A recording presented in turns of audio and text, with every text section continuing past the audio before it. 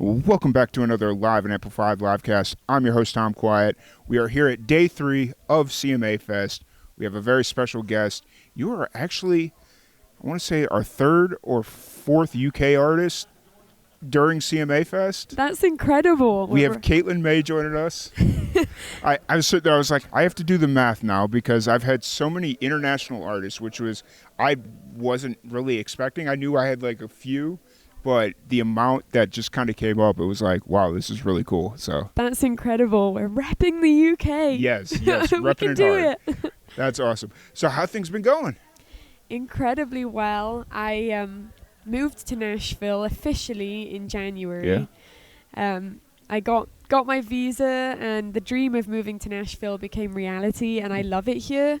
It's been a crazy couple of months, I would say, preparing for CMA Fest. It's finally here, and then it's over too soon. I can't believe it's already Saturday. Right. You are, I think, my second to last interview for CMA Fest. I'm honored. And honestly, it was one of those things where it's like I didn't know how long I was going to stick around because I was originally planning staying through till tomorrow, and I just was like, man, I really need to get back to Texas because I got to be at work on Monday, and so it was just kind of like a whole thing. And I was like, okay, well, I'll stay as long as I can on Sunday, but then I wasn't getting any interviews, so I was like, okay, well, Saturday then. And you reached out to me, and yeah, so I'm excited to have you here. Well, thank you so much for having me. I'm excited to be here. Yeah, absolutely. So you moved to Nashville officially in January. You're going to Belmont. How's that been going? So I feel like I've told this story a few times, but never really online. Okay. But I actually deferred right before I was due to start at Belmont University. Gotcha. And that was kind of during the period where I was working non-stop, constantly, felt like 24/7 with a team of lawyers to really prepare everything to go in ready to get this visa, which we were keeping everything crossed. And fair.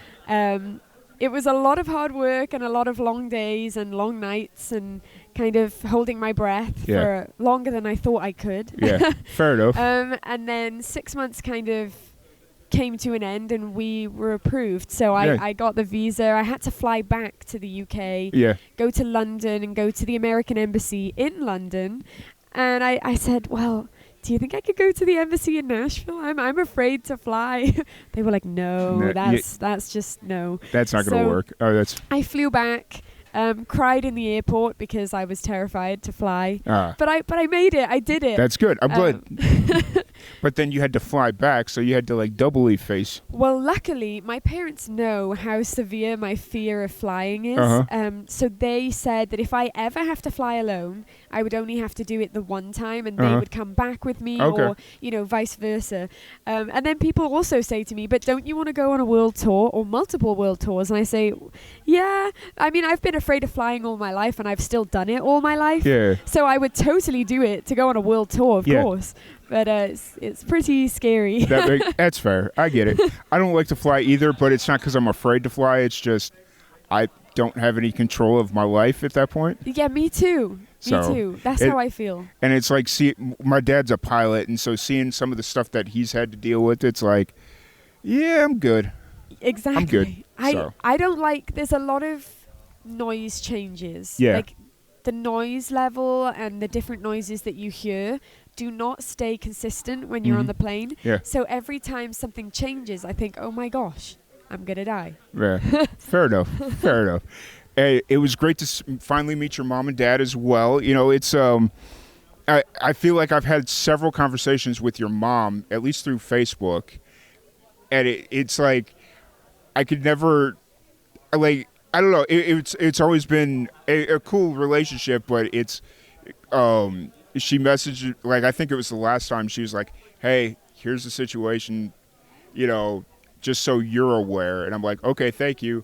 I wasn't 100% aware she was your mom at that point. And then she finally told me, it was like, oh, yeah, I'm Caitlin's mom, by the way. Well, honestly, she acted as my manager for so many years until I was lucky enough to meet Kim at Dream Music Group, who now manages me. And even that story amazes me every time I tell it or every time I think about it, which is quite a lot. because everything that's happened since moving to Nashville, or since kind of planning to move to Nashville seriously, has just felt like miracle after miracle, and all these incredible things that can't be coincidences. Yeah. But when I first met Kim, I actually was going to go in and pitch songs to him. It was not in relation to management, and we just clicked, and it made sense that going forward he would manage me. And it just felt right, and it has ever since. And so it really, I think, gave my mum that chance to step back, because, or at least not have quite as much work to do behind the scenes, which people didn't realize. Yeah, she could be more your mother again, and not so much not have to fulfill some of the management. Exactly, and she still does so much, even overseas. And I say it all the time, I don't think she gets thanked enough by me, or, and a lot of people don't even realize how much she does. I'm so grateful to have her, but I know that it's been incredible for her since Kim became such a huge part of the team, because she can finally take a breath and, like you said, just enjoy it as my mum, and we get to like talk about it as mum and daughter. That I completely understand. So now that you're officially moved here and all the visa stuff is taken care of, are you starting to focus back in on putting music out? Where are you kind of at creatively right now? Definitely. I'm always raring to release new music. Sometimes it just takes that little bit extra time than you really planned for, and you have to go into the studio, and you have to, lay the tracks down, and then go back in and do vocals and all these things. But at the moment, I've got 3 songs that are close to being ready to be released, but then I've got another 7 in the pipeline that are about to be recorded. So I haven't gone into the studio yet, but I did just go on a tour of the studio that I'm going to be recording at. My parents got to go to that. We all went, and it was incredible. I love it there. So I think that's going to be where we record these next 7 songs. Nice. And then it'll be a lot of releasing, because I'm thinking of potentially releasing them as singles, as we go along, since that seems to be the thing to do right now. Right. I think that's the thing that Spotify really wants you to do, but they've also become aware that a lot of music consumers and even musicians themselves, they really enjoy like the bigger projects. So I think with like, what is it called? The waterfall releases or whatever it is. I think they've kind of found a nice little happy medium. And then even musicians themselves, they've found a way to kind of appease both parties, with like bigger projects, but also playing the singles game. So yeah, I mean, I think there's this monumental moment for all artists, wherever they are in their career, that is the release of an album. Their debut album is such an exciting moment in time, but it's also difficult to promote such a large project, especially with just the way, the music industry, but also the world is. It's sometimes hard to release a project that is larger.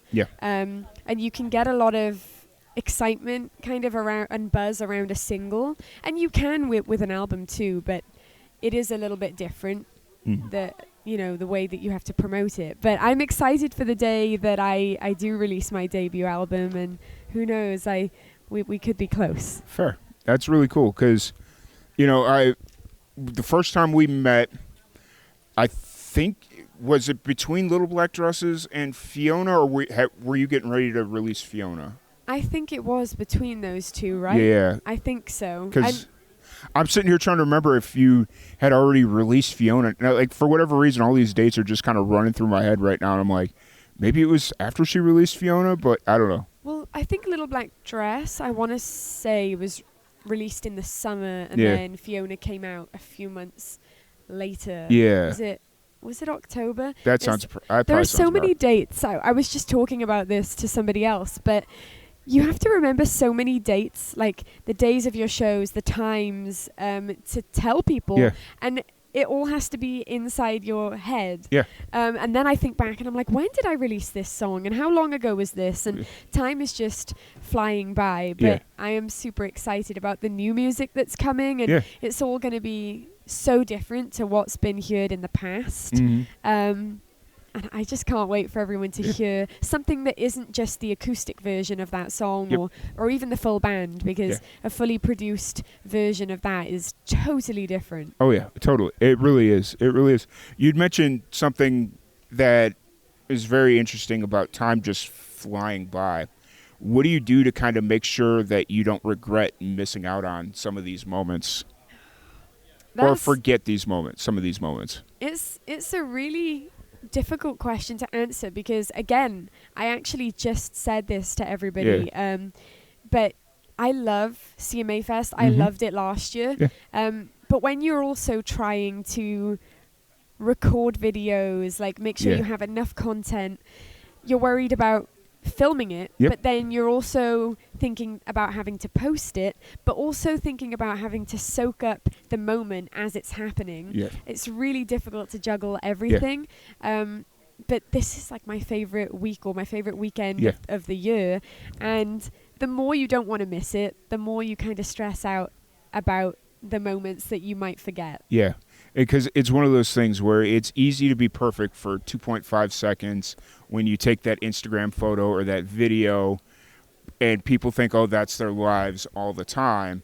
But just kind of enjoying the moment for what it is and realizing, like, not everybody gets to do this every day. Like, I had that moment driving up here where I was like, I don't know what I'm doing at CMA Fest. I'm not supposed to be here.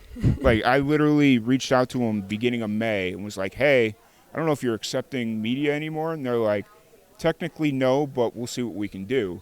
And I was like, okay. So I sent them my information, and 3 weeks later, here we are. Like, that's incredible. And it is hard to kind of realize that when everything might not be going perfectly in your life, because whatever goes perfect, nothing does, and nobody's life is. We've all got like these imperfections that happen in our daily lives, but we just don't see that when it comes to everyone else. We only experience and see it from our standpoint, and social media is really just a snapshot.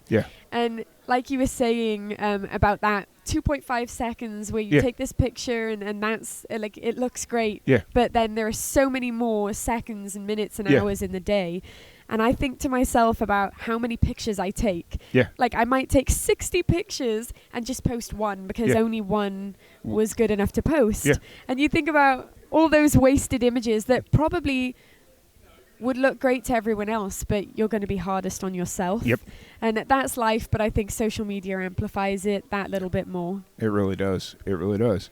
But I don't want to take up any more of your time. I appreciate you. It's been great finally getting to meet you, all that fun stuff. If anybody wants to check out your music or interact with you on social, where's the best place to find you? It's been so good chatting to you two. I've had the best time, and you can find me across all social media platforms at Caitlin Mae Music. It's Caitlin and then Mae, Mae. And across all music platforms, just at Caitlin Mae. And please, please look out for new music because it's coming really soon. Yes, I can't wait. I've always been a huge fan of your music, and especially this new representation of yourself, because I was introduced to you early on during the pandemic when you were doing, what was it? Perspective, I think, was one of the songs. And that was like one of the first songs that came across my radar. And then we connected late 2022, somewhere in that ballpark. And it's been really cool to kind of watch you grow and do your thing. Thank you so much. It has been the journey of a lifetime. Yeah, absolutely. Once again, thank you all so much for joining us. Caitlin, thank you for hanging out, and we will catch you all later.